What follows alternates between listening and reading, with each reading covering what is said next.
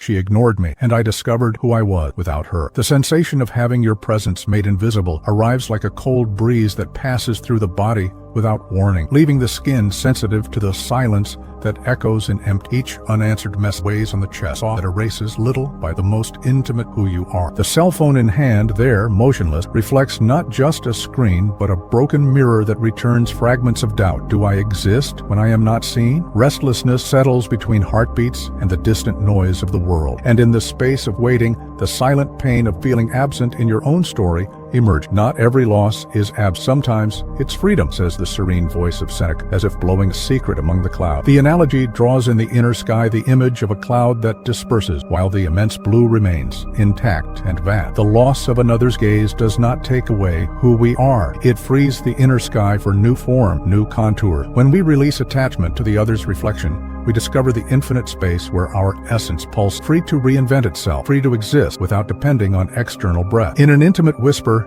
Epictetus revealed, "What wounds you reveals where you need to stand firm." This cutting rejection is first of all a silent message about the inner ground that cries out for care. The wound, exposed by others' ignorance, indicates the territory of sustenance that has not yet been cultivated, roots of self-knowledge that demand attention. It is in the encounter with this pain that the opportunity to build solid foundations germinate, foundations for one who remains firm, even when the world turns its back. It's normal to feel the weight of your own body, even when no one seems to notice. This validation of silent pain is the initial step to looking inward. Gently. When ignored, the exact space where rediscovery becomes possible appears, virgin territory awaiting the planting of self-compassion. It is there that we will begin this journey, where each heartbeat and each sigh of relief will reveal the strength that springs when we recognize our own presence, not in the echo of answered messages, but in the authentic pulse of our being. The wound of inattention. The emptiness reveals itself the instant you realize she opened WhatsApp and didn't touch your conversation, as if silence itself fell between you with the weight of marble. There's a body there, sitting, trembling hands holding the phone like holding a piece of oneself, and a soul that shrinks close to the bone. The lit screen illuminates the face, but nothing is reflected beyond one's own waiting. Each stretched second seems to drain a little more of the inner flame,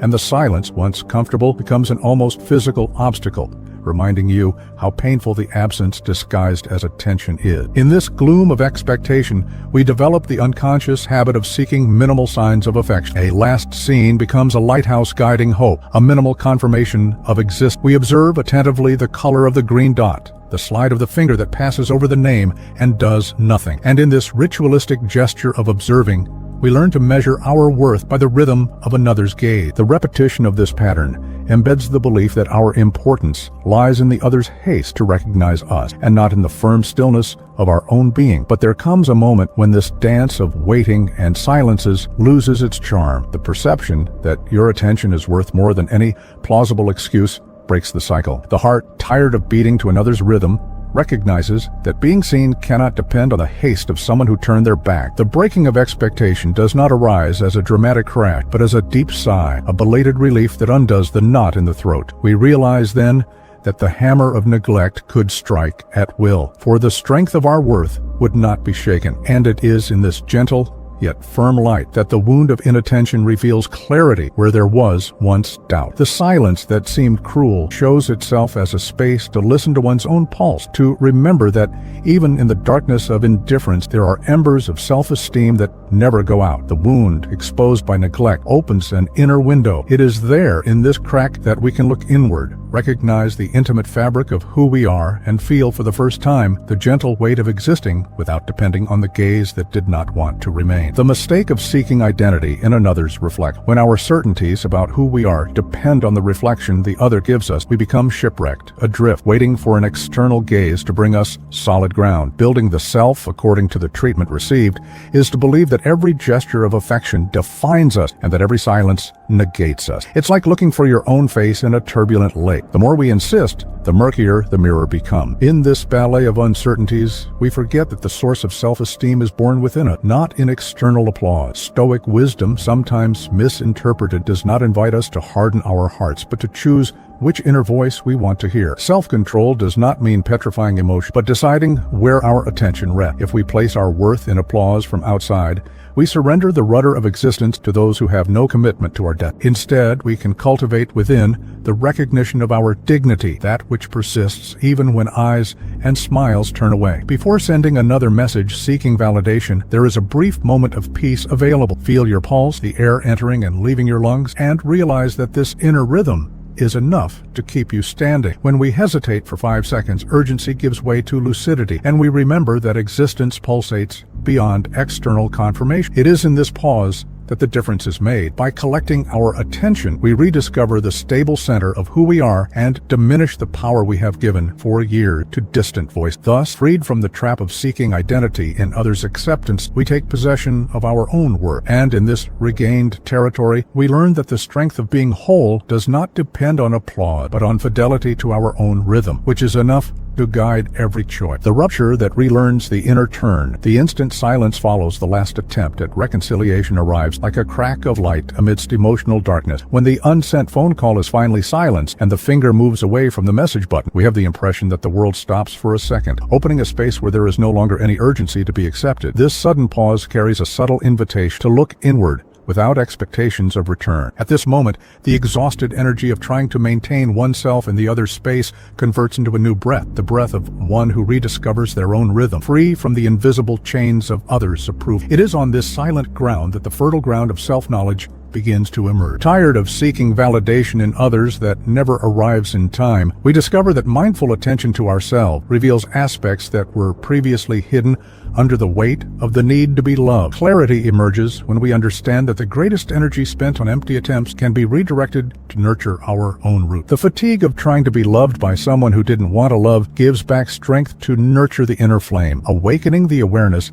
that we don't need external reforestation when we can cultivate our own garden. Amidst this revelation, an almost silent impulse arises to record 3 small daily victories: that genuine smile that bloomed for no reason, the words spoken with conviction, the moment we listened to ourselves without hate. These simple notes serve as anchors for the new reality, that of someone who doesn't need to beg for applause because they've learned to recognize their own worth. Clarity then establishes itself not as empty consolation, but as an invitation to build a path where vital energy flows freely without depending on the reflection of another's gaze. The reconstruction of self-worth. In the silence that follows the emotional storm, the ritual of setting boundaries rises, rejecting invitations that hurt, closing doors without guilt, and embracing the gentle echo of one's own integrity. Each conscious refusal ceases to be an act of rejection towards those who hurt us and becomes an affirmation of who we are deep down. Respect for the thin lines that define our perimeter of peace. It is in this inner forge that the heat of rejection tempers the steel of character, making us resilient without hardening the heart, strong without losing tenderness. Just as the blacksmith molds hot metal,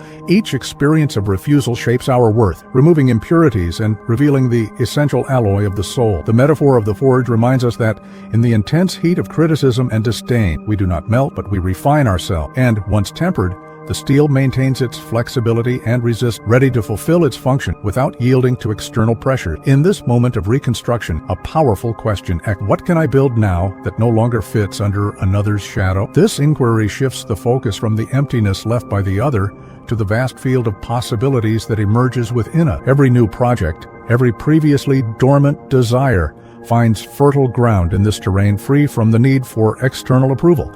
And by erecting structures, be they dreams, habits, or relationships guided by one's own integrity, we discover that rebuilt self-worth is more solid, for it springs from unnegotiated authenticity. The reconstruction of one's own worth, therefore, is not a return to the previous point, but an advance into unexplored territory. It is the promise that, even abandoned by those who did not want to recognize our light, we can build inner castle where the foundation is made of deep conviction. And within these walls, erected by the firmness of self-care and compassion for our wounds, dignity remains unshakable, ready to shelter the inner flame that never went out. The discovery of an autonomous path. There comes a moment when walking in silence ceases to be a gesture of solitude and becomes a celebration of one's own pace. Every step on the ground, be it asphalt, earth, or carpet, gains the weight of affirmation, reminding you that there is no more genuine path than the one traced by your own feet. In this walking without invitation, without a look of approval, the body rediscovers its natural rhythm, and the mind detaches itself from the echo of others' expectation. It is in this autonomous cadence that the external world ceases to dictate direction, and the path reveals itself from within. The absence of invitations that once seemed indispensable transforms into freedom to create projects born from intimate desire. When time spent waiting for answers is converted into space for dreaming, we discover horizons previously obscured by empty promises. Small projects, learning a language, painting a canvas, writing a paragraph, emerge as seeds of purpose, germinating in autonomous soil, far from the shadows that the other projected. With each plan conceived, we gain our own foundations and our steps strengthen. In the silence of the night, as the day's cycle closes,